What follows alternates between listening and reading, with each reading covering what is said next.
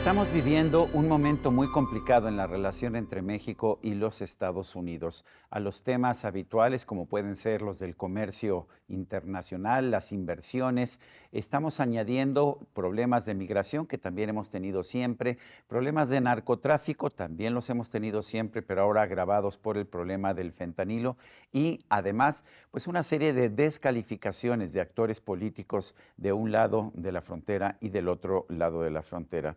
Para tratar de entender este momento político, yo quiero agradecer la presencia en este programa de Rafael Fernández de Castro, uno de los analistas mexicanos más importantes de la relación entre México y Estados Unidos.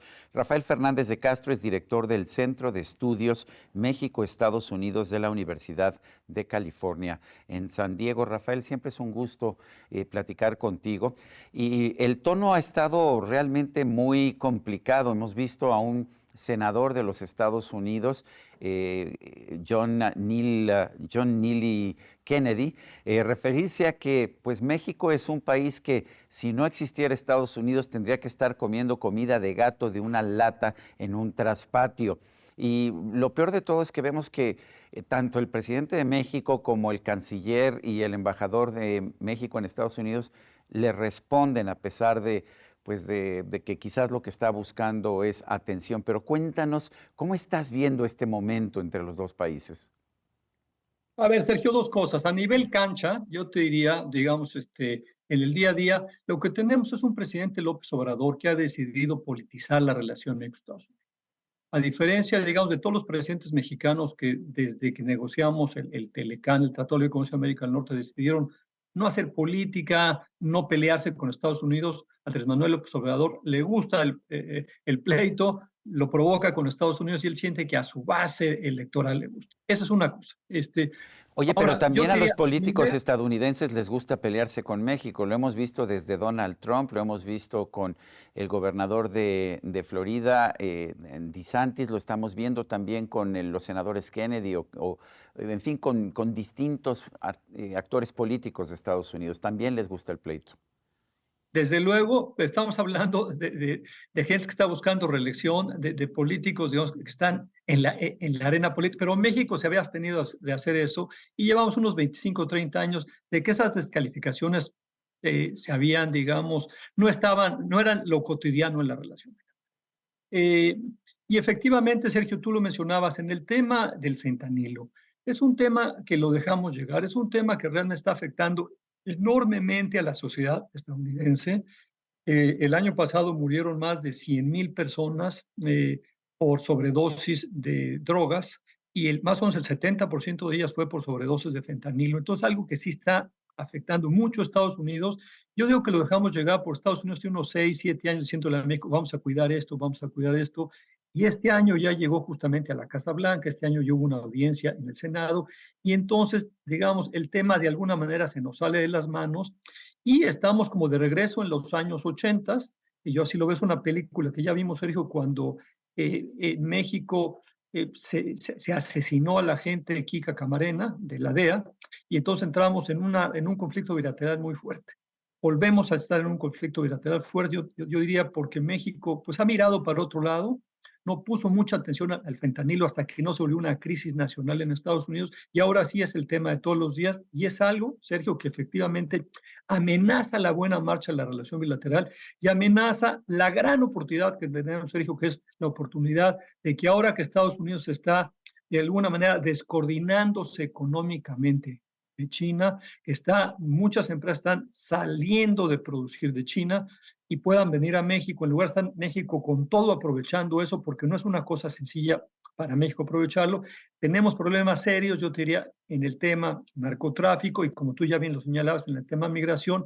Ahí, porque hemos sido incapaces, tanto estadounidenses como mexicanos, de tener una política coordinada migratoria. México no tiene política migratoria, reaccionamos a los Estados Unidos y porque Biden ha sido muy errático, es un hombre, un presidente con buen corazón hacia el migrante, pero muy errático. Y bueno, mira, afortunadamente en los últimos días, como tú sabes, el jueves pasado se quitó el título 42 y no se provocó en la frontera la crisis que se esperaba. De alguna manera, la coordinación México-Estados Unidos en ese tema más o menos está funcionando ahorita y esa crisis no está ahí. pero siempre vivimos ahí, yo te diría, con casi con la soga al cuello, porque cualquier cambio en la política migratoria que en Estados Unidos provoca una crisis en la frontera México-Estados Unidos. Déjame ponértelo así, Sergio. Ujú. La frontera México-Estados Unidos está ligada a la suerte del mundo. Hace un año y medio, un poquito menos cuando Rusia invadió Ucrania, ¿qué pasaba en Tijuana? Tú lo sabes, Sergio. Cada día estaban aterrizando en Tijuana 1,200 ucranianos, muchísima gente, llegando todos los días. Ahora están llegando muchísimos colombianos, ahora están llegando muchísimos turcos. ¿Por qué? Porque hay la elección en Turquía. En la semana pasada, fíjate, Sergio, qué interesante, la segunda nacionalidad que más aterrizó extranjera en el aeropuerto de Tijuana fueron turcos, Mm. turcos que quieren entrar a Estados Unidos. Entonces, esa suerte ligada de la frontera México-Estados Unidos, sobre todo al bienestar del hemisferio americano, el continente americano, nos obliga a estadounidenses y a mexicanos a tener una política común, tener realmente una política de coordinación fronteriza que aún no tenemos y que tendríamos que aspirar a eso. En el caso que es muy complicado del fentanilo, ¿qué debería estar haciendo México? Dices que es algo en el que fuimos omisos durante mucho tiempo. ¿Qué política tendría que estar haciendo México en caso de que se pudiera hacer esta política? ¿Qué recomendarías tú? No es nada sencillo, Sergio, porque el fentanilo, a diferencia de la marihuana o de la cocaína o de la heroína, es mucho más potente y literalmente en una mochila, en un backpack que le llamamos en Estados Unidos, pues puede caber, hay unas dosis de fentanilo para afectar a, yo diría, a miles de estadounidenses. Entonces, sí la tenemos más difícil. ¿Qué podemos hacer? Ahí me parece que hay un tema importante con China. Están llegando muchos precursores de China, se prepara esa droga en México y pasa a Estados Unidos. Lo primero yo te diría es establecer un diálogo serio y no lo que está haciendo el gobierno de Andrés Manuel López Obrador de decir que no producimos fentanilo en México, cuando realmente eso molesta, hiere al estadounidense. Hay gentes, yo te diría, amigos de nosotros en Washington, que dicen, ¿cómo es posible que digan esto cuando evidentemente se produce mucho fentanilo en México? Primero que nada es tener un diálogo directo, te digo, Sergio, y bueno, ver la manera cómo disminuimos esta droga, porque es una droga que está afectando enormemente. Es una droga que se te pasa tantito lo que tomas, o muchas veces no sabes que estás tomando fentanilo.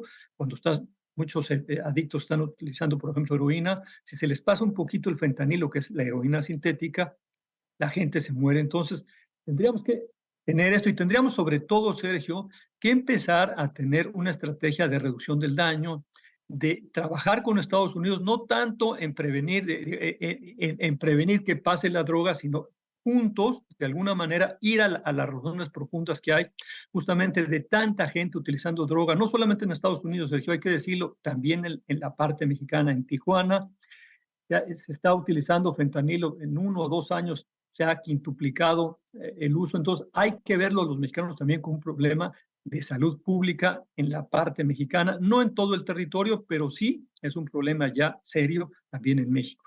Yo diría hablarlo abiertamente, ir hacia nuevas políticas de reducción del daño y la verdad de las cosas, en ese sentido nos podemos entender bien con la administración Biden, porque por ahí va la política de drogas de Biden, aunque ahorita, digamos, ya con esta crisis ya se pusieron más duros con México. Ujú. Yo estoy muy preocupado, Sergio, porque el año que entra hay elecciones en Estados Unidos y hay elecciones en México.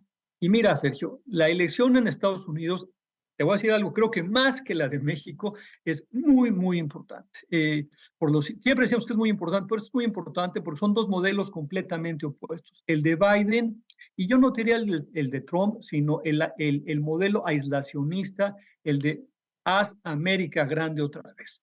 No solamente lo encabeza Trump, también lo encabeza DeSantis, el gobernador de la Florida. Es un movimiento que quiere hacer de Estados Unidos una fortaleza, que quiere que Estados Unidos se olvide de sus compromisos internacionales, que deje de ser el líder del mundo y se vuelva un país cerrado en sí mismo. Me parece que con ese Estados Unidos, Sergio, no cabe la relación México-Estados Unidos que pensamos. En ese Estados Unidos no hay espacio para Norteamérica. Ujú. Entonces, sí me tiene muy preocupado, Sergio, cuando yo trato de entender qué pasa en Estados Unidos y cómo relacionarse con Estados Unidos, volteo a ver a Canadá. Los canadienses son muy buenos para esto y hay ahora un grupo en Canadá de expertos en política exterior y ex diplomáticos que están hablando que si regresa Trump a la Casa Blanca o regresa este movimiento aislacionista a la Casa Blanca, Canadá tiene que marchar solo por el mundo. Entonces, hay un libro fascinante de Richard Kim Nussel que se llama así, Canada Alone, Canadá marchando solo, porque dice que Estados Unidos hay verdaderos problemas en su democracia y si regresan ese tipo de republicanos a la Casa Blanca, olvidémonos de ese Estados Unidos que promueve valores de libertad en el mundo, que promueve los derechos humanos y vamos a tener, yo así lo diría, el enemigo en casa. Entonces es un momento definitorio, porque fíjate qué interesante, por un lado hay grandes posibilidades que es reubicación de cadenas productivas y por otro lado, yo diría, está este cambio profundo en Estados Unidos que de regresar este tipo de republicanos, me parece que tenemos que repensar nuestra relación con los Estados Unidos. Pero lo curioso del caso es que el presidente López Obrador ha mostrado siempre, ha expresado siempre su cercanía, su amistad con Donald Trump. Se negó a felicitar a Joe Biden hasta el último momento y hacía pues constantes alusiones a un posible fraude electoral allá en los Estados Unidos. Eso debe haber dolido en la administración demócrata allá en Washington. Y vemos que pues que constantemente cuando hace referencia a Donald Trump, el presidente pues habla bien de él y en cambio se queja constantemente del presidente Biden porque dice que financia organizaciones en México con las que él no está de acuerdo, como Mexicanos contra la Corrupción y la Impunidad u otras organizaciones civiles que pues que hacen trabajo a favor de la libertad y la democracia. No nos está llevando, de hecho, el presidente López Obrador al ámbito, a la órbita precisamente de Donald Trump y de personajes como Ron DeSantis? Así es, Sergio, tienes toda la razón. Mira, le dolió a los demócratas y le dolió a muchos republicanos, estos que han dicho nunca con Trump. Por ejemplo, la duda de López Obrador de condenar la invasión de Rusia a Ucrania, un tema que realmente cayó muy mal en esto. La verdad de las cosas es que es inentendible el jugarla con Trump, pero la juega con Trump porque hay populismos, los dos son populistas, nacionalistas, y los dos se creen que han llegado, como dice Donald Trump, a las capitales para secar a Washington y en su caso el observador para secar a la corrupción y desterrar la corrupción de México, que sabemos que no lo ha hecho. Eh, la verdad es que López Obrador, Sergio, no tiene una estrategia de política exterior, no está mirando ni al mediano ni al largo plazo. Él está justamente haciendo política y él siente que el ser bravucón con Estados Unidos le produce votos y así la juega, pero no está realmente pensando en eso. Me parece, digamos, que no hay una estrategia de pensar, digamos, cuál debe ser la relación de México en este mundo cada vez más bipolar, en este mundo en que realmente hay una disputa enorme. Nos estamos moviendo claramente hacia un mundo bipolar en que ahora el otro polo es China, ya no es Rusia, y una China además ciertamente cobijada por Rusia. Es fascinante ver cómo efectivamente Estados Unidos en los años 70 del siglo pasado, cuando hace la relación con China, cuando Nixon decide abrir las relaciones justamente con China, de alguna manera aíslan a la ex Unión Soviética, y ahora es al revés. Ahora el que se siente un poco aislado es Estados Unidos, y la verdad de las cosas, Sergio, es que el mundo, yo así lo siento, cada vez va más hacia la bipolaridad. Lo más importante que está pasando en Estados Unidos es justamente el intento, la intentona de Biden de crear una política industrial que tiene muchas implicaciones para México, para América del Norte, y esa política industrial yo te diría que hay ya 3 leyes, digamos, muy importantes que dan unos subsidios extraordinarios para competir con China, sobre todo en el tema de los semiconductores. Es algo que tenemos que leer los mexicanos con mucho cuidado, porque es una política industrial que piensa en Estados Unidos, en traer los trabajos a Estados Unidos y no necesariamente a América del Norte. Sí está llegando inversión a México, sí está llegando inversión a Canadá. Yo diría que son como las obras, pero en esta política industrial México y Canadá no está al centro de esto, entonces es un momento que tendríamos que estar realmente observando, analizando y tomando decisiones de cómo podemos hacer para realmente en este mundo cada vez más bipolar Beijing, Washington, ¿cómo nos vamos a acomodar? Me parece Muy que bien. nuestro acomodo natural es desde luego con Estados Unidos, pero tenemos que ser cuidadosos, Sergio, porque si llega una gente como Trump, si regresan los republicanos o incluso con el propio Biden, la política industrial no necesaria de Estados Unidos, no necesariamente, yo te diría, le hace partícipe a México esto. De Bueno, alguna, lo hace por default porque somos vecinos, pero no estamos en el centro de la política de ellos y así como en vehículos eléctricos, si hay una política norteamericana, en la mayoría de los otros sectores industriales no somos parte central muy de esta bien. política. Pues Rafael Fernández de Castro, director del Centro de Estudios México-Estados Unidos de la Universidad de California, San Diego, gracias por esta conversación. Muchas gracias, Sergio.